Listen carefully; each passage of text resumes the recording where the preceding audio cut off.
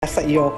Meron lang akong gustong isabi tungkol marami akong nakikita na mga relasyon na pag ang sexual orientation ay hindi heterosexual, kapag tomboy or bakla, pag nag-aaway sila, laging sinasabi na, kasi gusto ko na ng tunay na lalaki o gusto ko na ng tunay na babae. Pero hindi ho yung totoo. Kasi ang tunay na tomboy ay tunay na tomboy. Ang tunay na bakla ay tunay na bakla. Hindi mas mabuti or mas mataas yung supposedly talagang lalaki o talagang babae. Naniniwala ho talaga na ibang kaso naman yung sino ang minamahal mo. No, anong kasarian ang minamahal mo? Ang pinakahalaga is paano ka nagmamahal.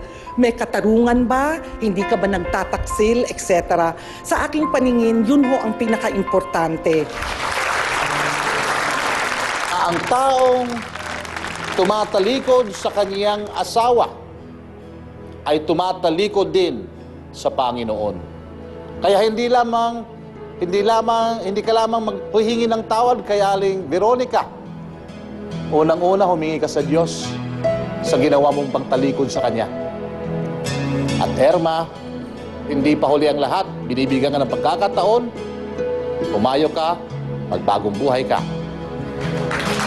Thank you very much sa ating pong pinakamamahal na trio tagapayo. Mang Honorio, Aling Veronica, paano po ba ninyo naistuldukan ang problema niyong ito? Ano po ang magiging desisyon ninyo? Mang Honorio? Ipatawad na lang ako, ma'am. Po, Sa kanya. Ipatawad na lang ako. hingi po kayo ng tawad. Opo, ma'am. Tawad na lang ako.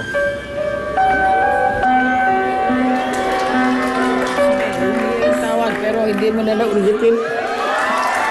Ang bilis naman ni Mang Honorio. Kinabig ka agad ang mukha ni Aling Veronica. Mang Honorio, meron pong mensahe pa sa inyo. Ano po yun? Humingi na po ba kayo ng tawad? Ako na, patawad Ayun na, ako. patawad na sa kanya. Takpa. Basta hindi na naulitin, ma'am. Yung kasalanan ko sa kanya. Naku, Mang Honorio, napakaswerte ninyo. Kahit ito'y pang 5 beses na inulit nyo, ay pinapatawad pa rin kayo. Dito na nga ho kayo. Ate Irma, una po sa lahat, kailangan po ninyong humingi ng tawad kay Ate Veronica para po maging maganda na ang bagong simula po ninyo at ganun din po kay Toti.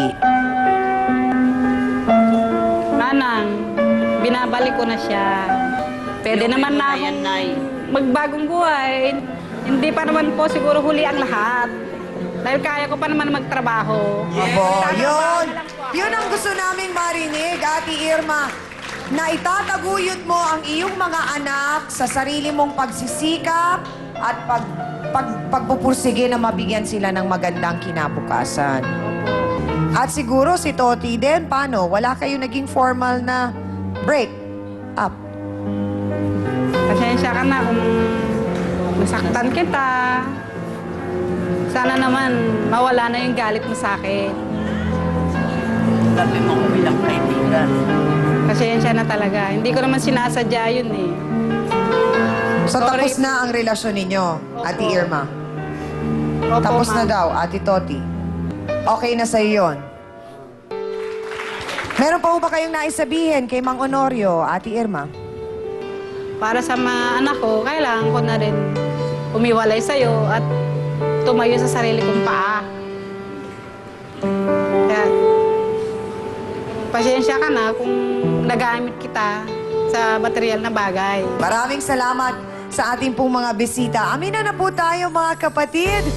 Mga ka-face-to-face. Naku, napakarami na naman po tayong napulot na aral sa ating pong pinag-usapan ngayong umaga.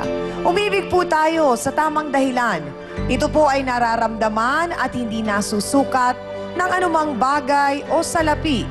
Huwag po sana nating gamitin ang pag-ibig para sa sariling interes lamang.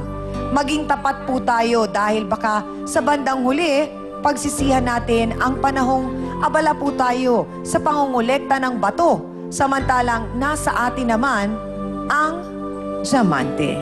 At para po sa ating face-to-face, heart-to-heart thought for the day, wala nang masasarap pa sa sumpaang kahit maputi na ang buhok ko, ikaw pa rin ang iibigin ko.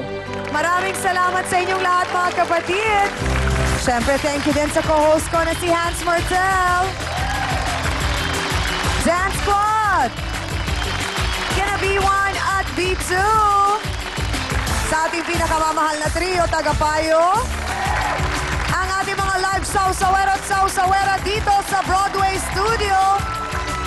At sa mga bisita natin po ngayong umaga na nagbahagi ng kanilang kwento at syempre pa nagtiwala sa ating programa. Maraming salamat po sa inyo.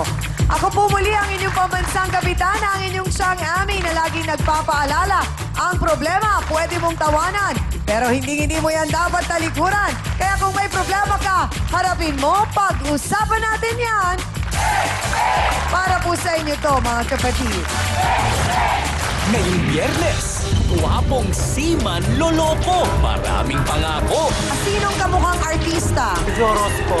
Si Joros! Magkano utang niya sa'yo? Bali, 15,000 po lahat. Sabi niya pa, pag makaalis ako, tutulungan kita. Magnegosyo tayo. Huling-huli ang kiliti. Babae man o begi. Mami, ano yun? Sana, bago ka umuwi, patikim naman. Ha! Bakit di na lang ako minahal mo? Bakit sila ba? Buti na lang may boyfriend na ako. Chos! Tumutok na at kilalanin ang boylet na artistahin. Face to Face. Ngayong Biyernes, bago ang balita ang taba sa tanghaling waging-wagi ng TV5. Face to Face was brought